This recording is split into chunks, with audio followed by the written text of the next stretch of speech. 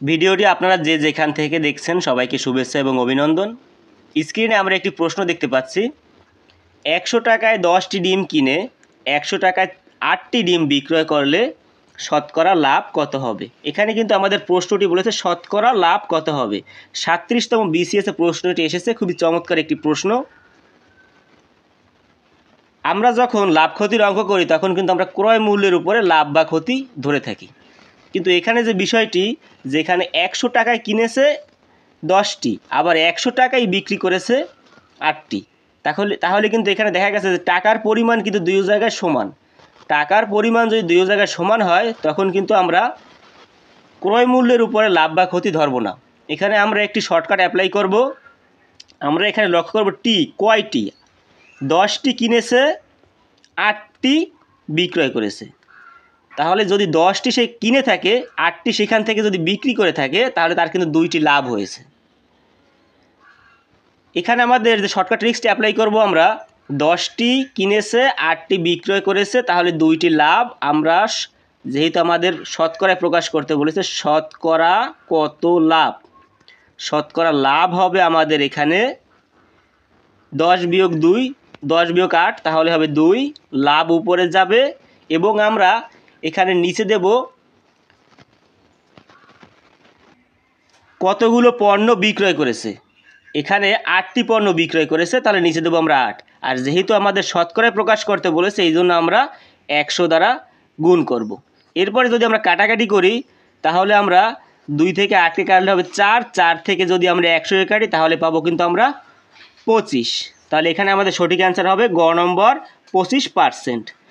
এখানে আমরা যখন ক্রয় মূল্যের উপরে ধরে থাকি লাভ ক্ষতির অঙ্ক, তখন কিন্তু আমরা উল্টোটা করি, আমরা নিচে কিন্তু ক্রয় মূল্য রাখি। আর এখানে আমাদের কি করতে হবে, আমরা যদি টিতে ব্যবহার করছি তাহলে আমাদের নিচে আমরা ব্যবহার করব বিক্রয় মূল্য। স্ক্রিনের প্রশ্নটি লক্ষ্য করুন, নিচের কোন ক্রোমোজোমটি সহমৌলিক। এখানে আমাদের এই 4টি অ্যান্সার দেওয়া আছে, এখান থেকে নির্ধারণ করতে হবে যে কোন ক্রোমোজোমটি সহমৌলিক। সহমৌলিক সংখ্যা আর মৌলিক সংখ্যা কিন্তু একই বিষয় নয়। মৌলিক এবং সহমৌলিক দুইটা কিন্তু একেবারে আলাদা জিনিস। এখানে আমরা যে কাজটি করব, আমরা দেখব যে কাটাকাটি, এখানে কোনো সংখ্যা কাটাকাটি যায় কিনা। প্রথম জোড়টি দেখি আমরা, যদি 8-এর 16, এই 8-এর 16 এখানে কি আমাদের কাটাকাটি যায়? হ্যাঁ, আমরা এখানে কিন্তু কাটাকাটি করতে পারি। এরপরে যদি আমরা দেখি 18-এর 24, 18-এর 24, 18-এর 24 কিন্তু কাটাকাটি যায়। 8-এর 16কে যেমন 2 দিয়ে কাটে বা 4 দিয়ে কাটে, 4 দুগুণে 8, 4 4 16। আবার এখানে কিন্তু আমরা কাটতে পারি 2 দিয়ে বা 3 দিয়েও কিন্তু কাটতে পারি। তাহলে 3 6 18, 3 8 24, এটাও কিন্তু কাটাকাটি যায়। তাহলে আমাদের এটাও হবে না, এটাও হবে না। এরপরে যদি আমরা এটা দেখি 12-এর 18, এখানে কিন্তু কাটাকাটি যায়। 3 দিয়ে কাটবে, 3 4 12, 3 6 18, তাহলে এটাও কিন্তু হবে না। এরপরে আমরা এটা ট্রাই করে দেখি 10 এবং 19, 10 এবং 19-এর ভিতরে কিন্তু কাটাকাটি যায় না। এই একটি ট্রিক্স ফলো করলেই কিন্তু এই ধরনের অঙ্ক করা খুবই সহজ, যে কাটাকাটি যদি না যায় তাহলেই আমরা বুঝবো যে সেই সংখ্যা দুইটি পরস্পর সহমৌলিক। এখানে আমরা যে প্রশ্নটি দেখতে পাচ্ছি, প্রথমে আছে 7, তারপর আছে √64, তারপর আছে 9, তারপরে √100, এরপরে প্রশ্নবোধক।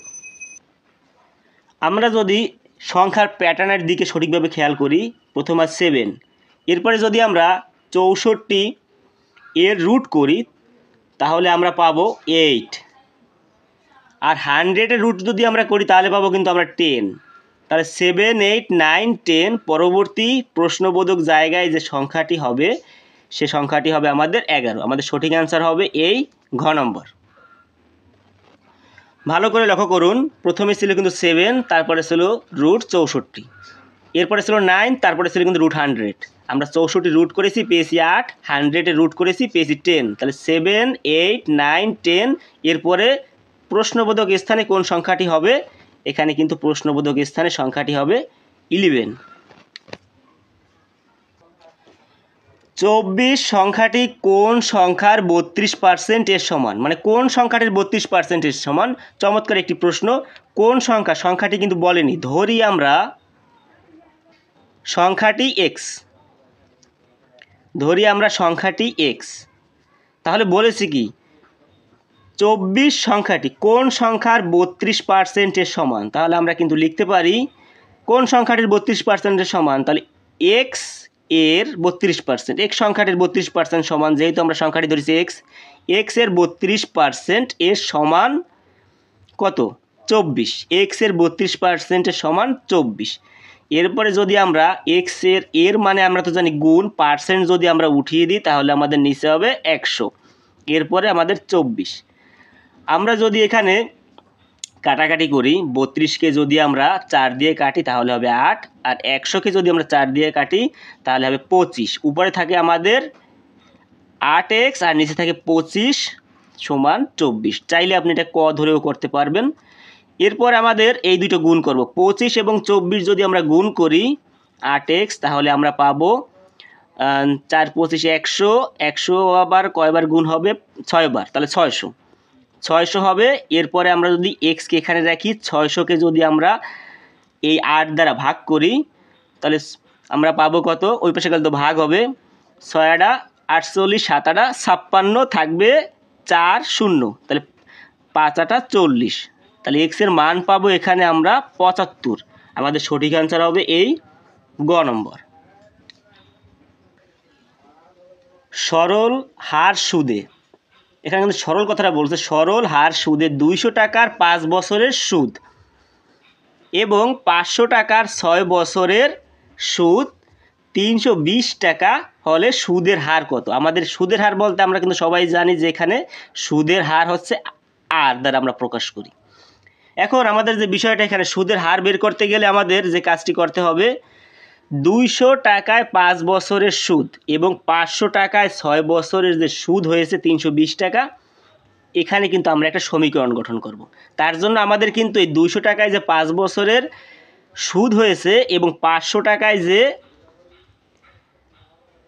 6 বছরের সুদ হয়েছে, এই দুইটি সুদ কিন্তু আমাদের প্রয়োজন হবে। তাহলে আমরা যে কাজটি করতে পারি, এই দুইটি সুদ বের করতে গেলে, সুদ মানে আমরা জানি আই, তাহলে আই বা ইন্টারেস্ট পি আর এন, তাহলে পি এর মান হচ্ছে আমাদের প্রথমটাই হচ্ছে এইটা যদি আমরা বের করি, প্রথম হচ্ছে 200 গুণ আর আমাদের আর বের হবে, আর এন হচ্ছে যে আমাদের 5 বছর।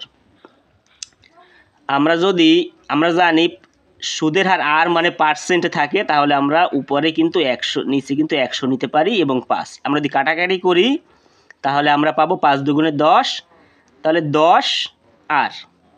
এরপরে যদি আমরা 500 টাকায় 6 বছরের সুদ বের করি পি আর এন, তাহলে আমাদের এখানে 500 গুণ আর গুণ এন হবে আমাদের 6 বছর। তাহলে 500 গুণ আর সমান আমরা লিখতে পারি আর ভাগ 100, মানে 100 মানে পার্সেন্ট। তাহলে কাটাকাটি করলে আমরা 5 ছক 30 আর, এই 10 আর প্লাস 30 আর, এই দুইটা কিন্তু মুনাফা। তাহলে মোট মুনাফা বা সুদ হচ্ছে আমাদের এখানে 320। তাহলে দুইটা যদি আমরা যোগ করি, 40 আর সমান 320, অতএব আর সমান 320কে যদি আমরা 40 দ্বারা ভাগ করি তাহলে আমরা পাবো 4 থেকে যদি আমরা 32কে ভাগ করি, 4 আটা 32 আর 0 0 কাটা, তাহলে আর এর মান হবে 8। এখানে আমাদের সঠিক অ্যান্সার হবে 8%। এখানে আমরা ভাগটাই কিন্তু যেহেতু দুই পাশে 0 আছে, তাহলে আমরা কিন্তু 0 কেটে দিলে থাকবে 8 ভাগ 32। তাহলে 8 দিয়ে যদি আমরা 32কে ভাগ করি তাহলে পাবো আমরা এখানে আমাদের আছে 4, 40%। 4 দ্বারা যদি আমরা 32কে ভাগ করি তাহলে পাবো আমাদের 8। তাহলে আমাদের সঠিক অ্যান্সার হবে এই খ নম্বর, 8%। আজকের ভিডিওটি এ পর্যন্তই। ভিডিওটি ভালো লাগলে সবাই লাইক, কমেন্ট এবং শেয়ার করবেন। আর এই ধরনের ভিডিও যদি আপনারা আরও পেতে চান অবশ্যই চ্যানেলটি সাবস্ক্রাইব করে রাখবেন। ধন্যবাদ সবাইকে।